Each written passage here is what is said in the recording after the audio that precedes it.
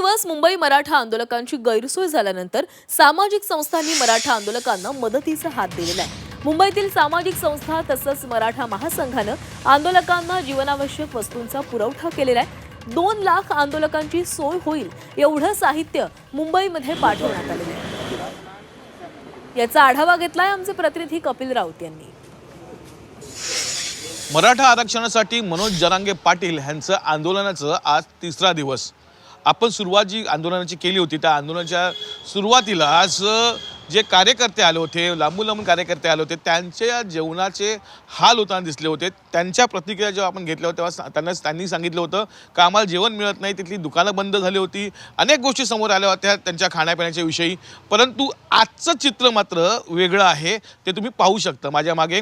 आपण आझाद मैदानच्या मागेच म्हणजे जो फॅशन स्ट्रीट रोड आहे त्या रोडवरती आलो आहोत आणि तिथे एक तंबू टाकलेला आहे आणि हा तंबू टाकण्यात आलेला खरं तर मराठी संघटनांकडनं। आणि ह्या तंबूमध्ये तुम्ही बघू शकता प्रचंड असं धान्य हे इथे आलेलं आहे।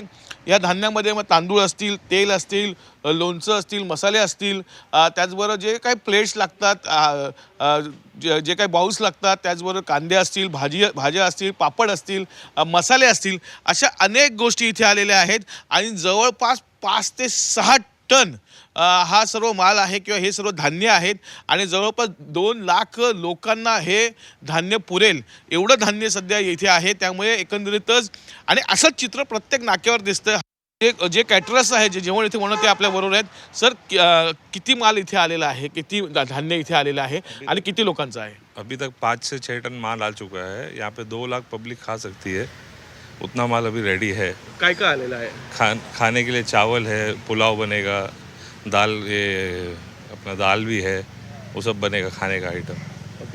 आणि कधीपर्यंत येत राहणार हे? समजा आज आले, कधीपर्यंत येत? वो जब तक आंदोलन चलेगा तब तक ये बनेगा यहाँ पे। हा कार्यकर्ता हा उपाशी झोपणार नाही, त्याचे उपासमारीची वेळ येणार नाही अशी काळजी इथल्या ज्या मराठी संघटना आहेत त्यांनी घेण्याचे चित्र इथे पाहायला मिळते। व्हिडिओ जर्नलिस्ट नरेश सह कपिल राऊत, झी मीडिया, मुंबई।